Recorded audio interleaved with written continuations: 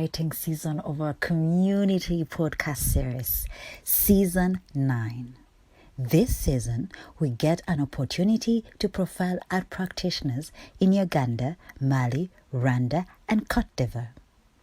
We speak to them about how they have contributed to the growth and well-being of their communities using their talent and skills for philanthropy. Thank you for joining us.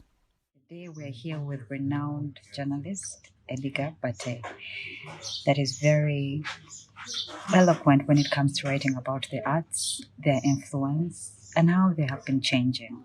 So today we get to speak to him about generosity and giving. Welcome, Edgar.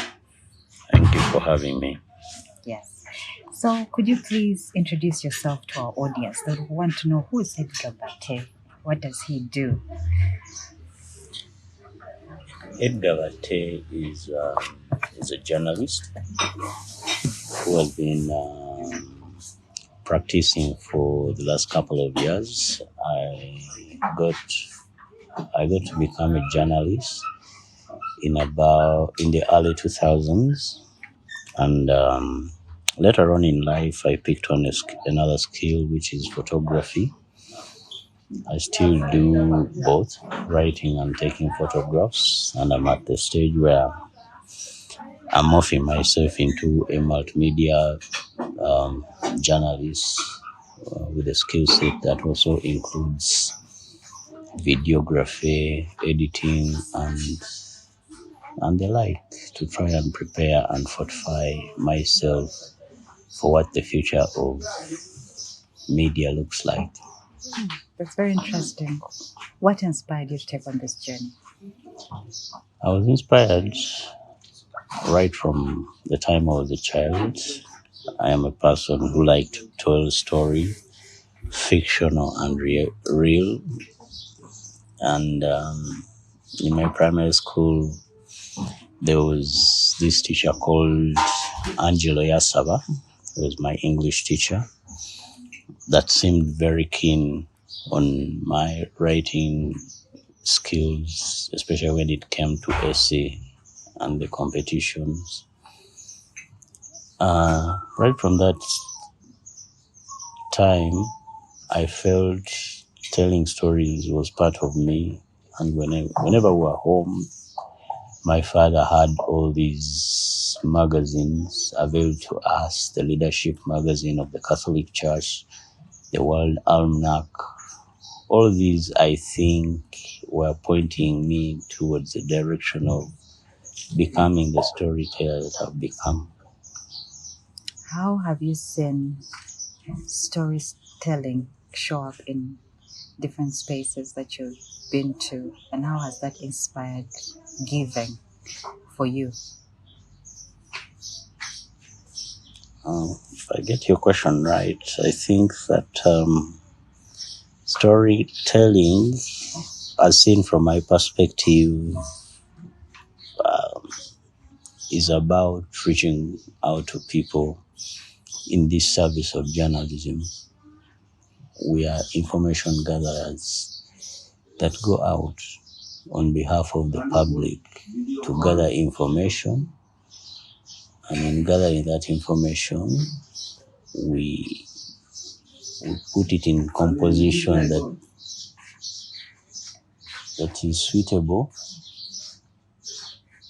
for the consumption of those we target as newspaper writers, as radio broadcasters, as television journalists, and now more avenues like the podcast that we are doing, all of which are pointing towards sharing information, knowledge, educational material with audiences who are consumers. Oh, that's very interesting. In your journey as a journalist, tell us the one story that you think our audience would like to, or would be grateful to hear, that you have seen giving has been very crucial, or has inspired other people to give? Because as a journalist, I imagine you meet so many people from all sorts of backgrounds, and they all started somewhere. So what's that one story has been inspired by giving? There's a story of a lady that I did about might have been 2008 or thereabouts. She worked with DFCU Bank, and Mrs. Sechito gives me a narrative of how she saved the life of a person who was in the diaspora and who was suffering from an ailment that had degenerated his life into his life being supported on dialysis and all. And the chronology of events from getting him into hospital there, the failure of his organs, all the way to the point where he's brought home and then breathes his last. But the effort having been undertaken to try and save his life of a person who is not related to Mrs. Sechito, but was told about this person, and she said, we can do something. We can canvass for financial help to try and save his life. Of course, God has the last word, and he had his plans for the person, but it was quite an emotional narrative that this woman, unrelated to this person, did all she could to try and save him, to save his life. And well, the ultimate was not the story, but the process for me was the strong lesson that in life, it doesn't matter whether we are blood related, life is precious no matter who is holding the life, and it's up to us to do something about saving that life or trying to sustain it. So what I hear you say is that as long as we are here on earth and given the responsibility of life and living, we should look out for those opportunities that allow us to give, that allow us to change other people's lives in any way we can. It might be a small thing, it might be a big thing, it might not even end as we presume it will end, but the process is definitely something that could be told for generations to come and inspire other people to give. So the community podcast series celebrates African giving, African philanthropy. As a journalist, would you like to share with our audience what your opinions are about African philanthropy and African giving? I think that after African giving and the trait of kindness is ingrained in us. That's why you find the word Ubuntu. Ubuntu in South Africa is the same spirit of Ubuntu among Baganda, Ubuntu in Kigali, Rwanda, Ubuntu in West Africa. That it comes from the African soul that sharing is caring, and many times we celebrate the people who make a difference in other people's lives to try and keep that flame, that trait of sharing, of caring, of loving, of the communal aspect that makes us human beings. And it rotates around the biblical lessons of love being the greatest of all. So giving is part of love, caring is part of love. So I think we need to keep celebrating people who give, and in that we share the goodness that makes us human. So what I hear you say is that generosity starts with love. You can't give if you do not love. It has to be ingrained in your heart. It has to be ingrained in your spirit. It also connects us to our faith. What does your faith say? What do you believe in? So thank you so much for sharing with us that lesson. The other question I would like to ask is, as a journalist, I know you've met young people, older people. You've shared with us a story of an elder that was able to assist someone in the diaspora. Can you share with us another story about someone that is young and vibrant, someone of today that you have met that has been such a change agent in their community through generosity, and how that has inspired you as a journalist? Wow, there are quite many stories. The challenge might come in choosing one. But the way I perceive and decipher kindness is it's not necessarily even in the material things. Take an example of an artist, a young artist like Kenneth Mugabe, whose music is a bedrock of good traits. It celebrates love among people's lives, while also giving us some sprinklings of humor. With his guitar, acoustically, is feeding a soul, is nourishing a soul, is nourishing a heart in celebrating love, which is the greatest trait of all. So when you ask me how people have, it's feeding your ears, and through your ears is getting to your mind, is getting into your heart, and in effect you're picking messages that are going to clean, to bolster your heart into a direction of appreciating love at that musical level. But also, when you take those messages, even if you had otherwise bad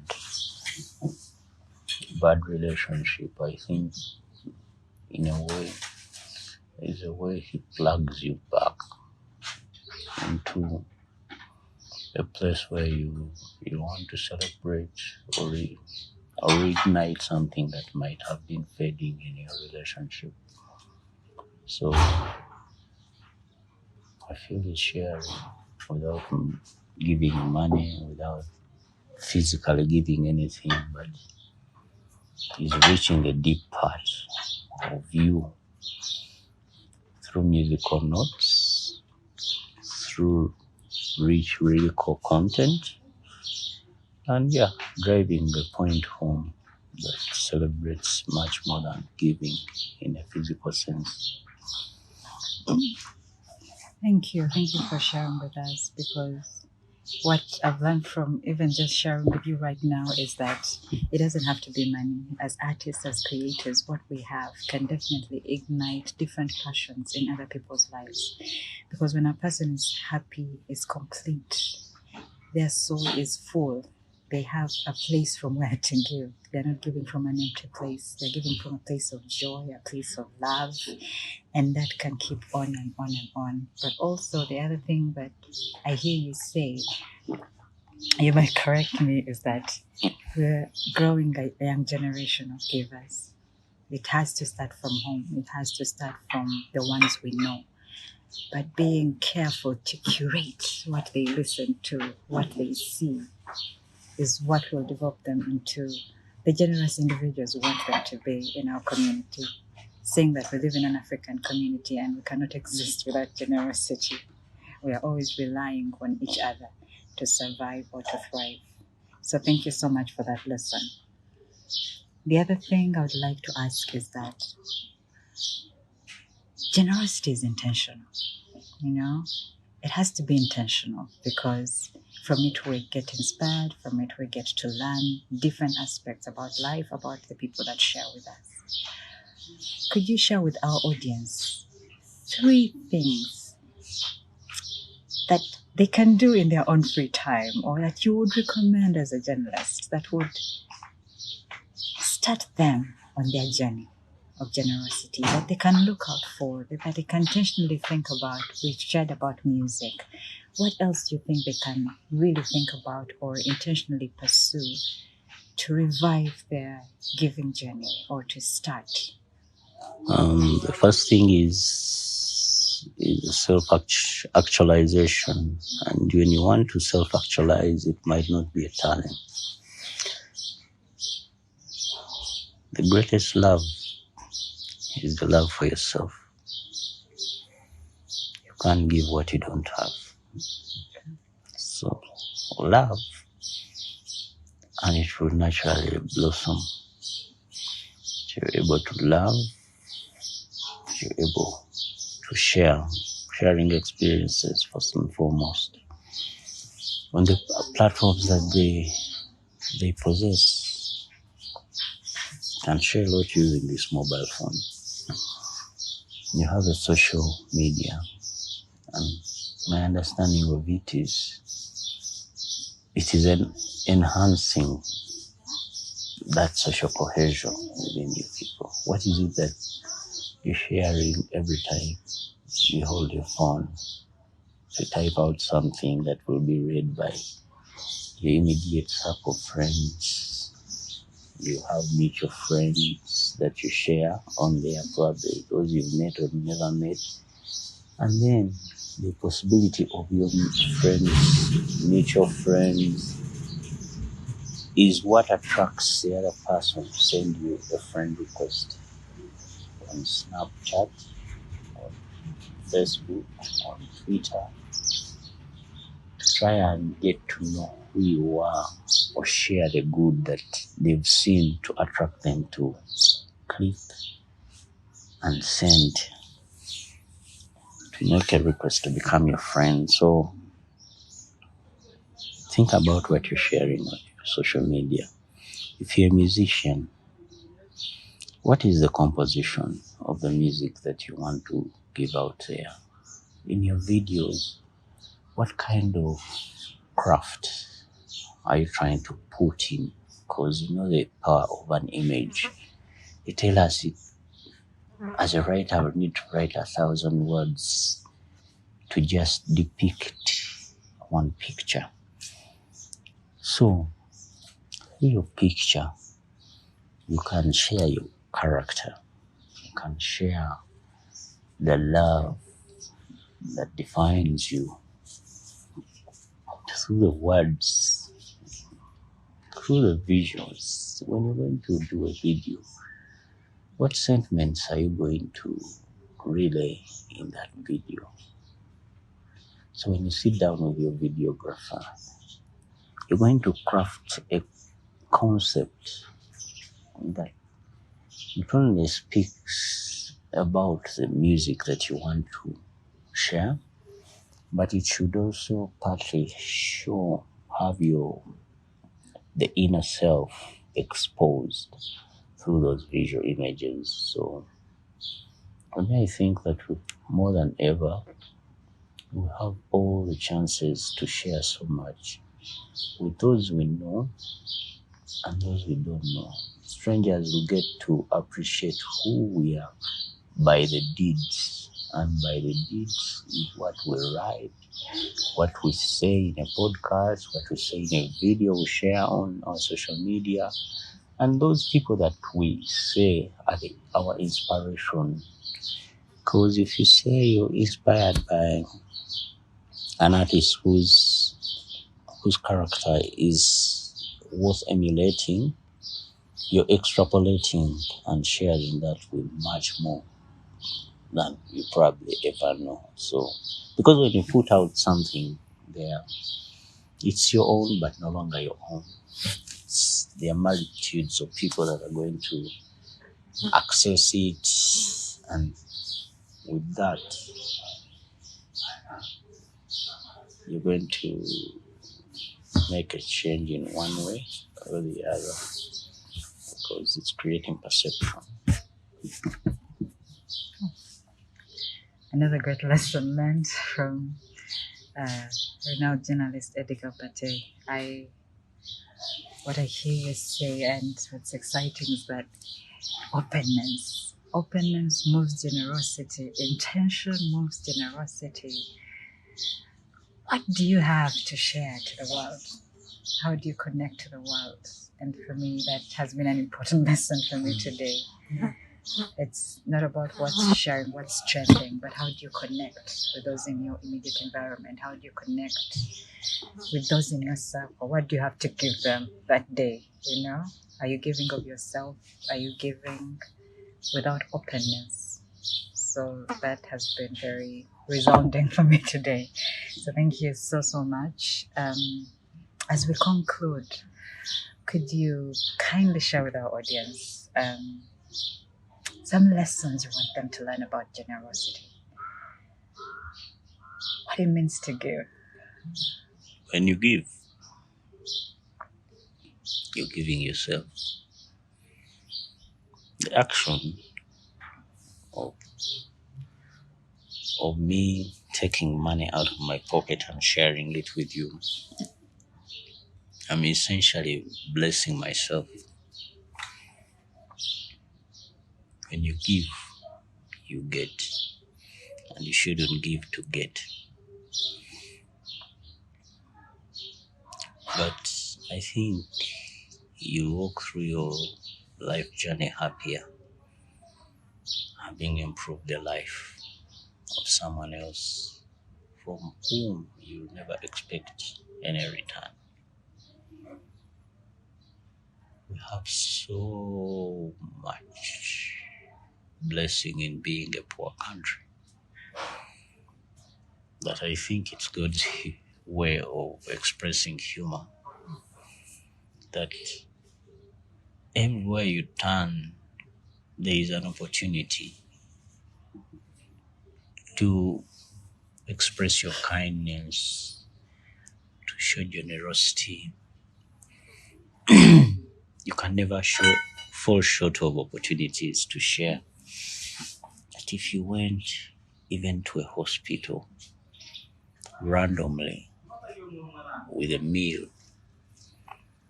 with something to drink, there's someone on a sick bed who is happy to receive it.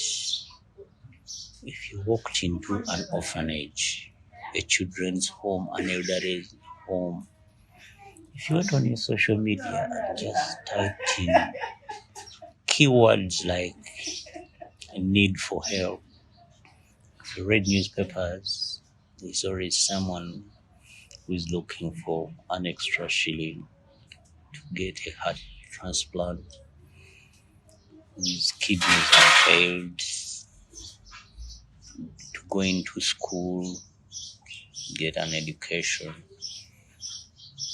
There is a nurse at a health center too, in a remote place in this country, or even not very far from our towns, who just needs that they have gloves to use, that they have medicine to give their patient, and we are not looking at very complicated medicines. We're looking for painkillers like Panadol. We are looking for a pair of gloves. We are looking for blood which you can donate and still be alive. So the abundance of opportunity to share the good in you are immense. They're widespread. If you're intentional about it, there's a lot you can do not to torture your liver with alcohol and strong spirits, gins and whiskeys, but deliberately purpose money every now and then. to share with someone, not just the kid who knocks at your car window for 500 or 100 shillings, but to someone in a hospital, someone in a school, someone in a foundation, an elder's home. God gave you all the opportunities to express the things that should matter to your existence as a human being. Very true. Thank you so much. As we conclude our community podcast series, thank you. We say thank you to Edgar Batte for sharing his wonderful nuggets of wisdom about giving. He has talked about humanity, he has talked about openness, he has talked about our immediate environment, those we connect with, those we speak to every day.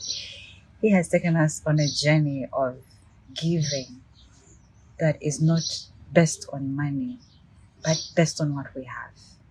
So thank you so much, Edgar. We're very honored to have you on our community podcast series, and we wish you all the best in your endeavors, because the stories that you tell are inspiring. The lessons that we get to learn from your stories are, I think, for me, what I have learned today, I will carry with me. And I hope it is the same for you, our audience. So thank you so much. I'm humbled for the opportunity. Join us for our next episode as we continue to talk about how different artists and creatives are giving back to their communities. We hope that you have been inspired to give of your time, treasure, and talent when it comes to philanthropy within your own community.